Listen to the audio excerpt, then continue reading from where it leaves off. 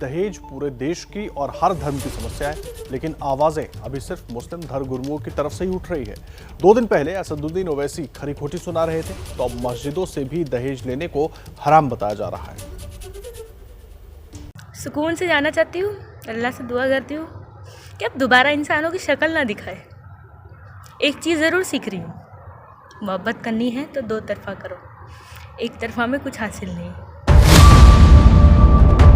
महज 23 साल की आयशा ने यह सोचा भी नहीं होगा कि उसकी खुदकुशी मुस्लिम समाज के लिए जन जागरण साबित होगी।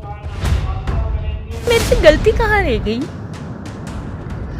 माँ बाप बहुत अच्छे मिले, दोस्त भी बहुत अच्छे मिले, बस शायद कई कमी रह गई मुझ में या शायद तकदीर में।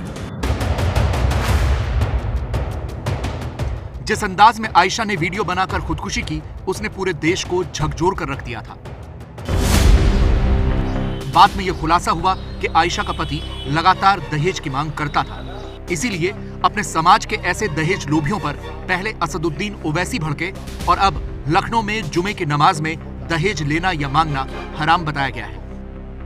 दहेज का मुतालबा करना मुकम्मल तौर पर गैर शरई है, नाजायज है, और न सिर्फ ये कि नाजायज है बल्कि हराम है। मजहब इस्लाम में इस बात की वजाहत की गई कि मर्दों कि वो अपनी सलाहियत से रोजी रोटी कमाएं और अपनी बीवी और बच्चों के जो हुकूक हैं उनको अदा करें। मौलाना खालिद रशीद फिरंगी महली की तरफ से ये भी कहा गया है कि जो दहेज मांगेगा उसका सामाजिक बहिष्कार किया जाएगा। उन्होंने उम्मीद जताई है कि जुमे की नमाज में हुई इस तकरीर से इस बुराई में कमी आएगी। कि जुमे की नमाज में जो कुछ भी कहा जाता है लोग उसको रिलीजियसली सुनते हैं, रिलीजियसली फॉलो करने की कोशिश करते हैं, तो लिहाजा हम लोग को पूरी उम्मीद है कि अगर इस सिलसिले में मस्जिदों के जरिए से मेहनत की जाएगी तो इसमें कामयाबी मिलेगी। इससे पहले असदुद्दीन ओवैसी भी आयशा की मौत के बहाने दहेज लोभियों को खरी खोटी सुनाकर देश भर के हीरो बने हुए हैं।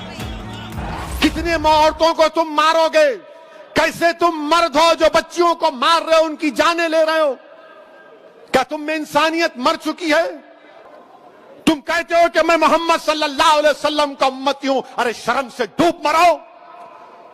तुम रसूलुल्लाह के उम्मती हो और अब बच्ची को मारते हो, उस बच्ची से जहेज का मुतालबा करते हो। अरे इस्लाम में जहेज का मुतालबा करना हराम है, हराम है, हराम है। ओवैसी की कही बातों पर उनकी तारीफ इसलिए हो रही है क्योंकि दहेज की ये समस्या सिर्फ मुसलमानों की हो ऐसा नहीं है। ये पूरे देश के सभी धर्मों की समस्या है, लेकिन मुख्य तौर पर दहेज वाली ये कुरीति 5 राज्यों में ज्यादा है। साल 2019 में देश में कुल 7,115 दहेज हत्याएं हुई, जिसमें से सिर्फ 5 राज्यों में 4,976 दहेज हत्याएं हुई। ये 5 राज्य हैं उत्तर प्रदेश, बिहार, मध्य प्रदेश, राजस्थान और पश्चिम बंगाल, जहां कुल दहेज हत्याओं के 70% मामले हुए हैं। दहेज एक सामाजिक बुराई है और कुछ राज्यों में तो लड़के की नौकरी और पद के हिसाब से दहेज की मांग की जाती है।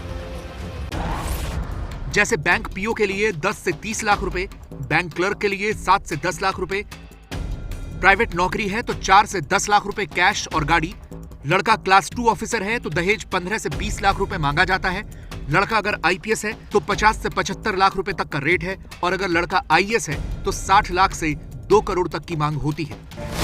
इसीलिए इस बुराई का खात्मा जरूरी है।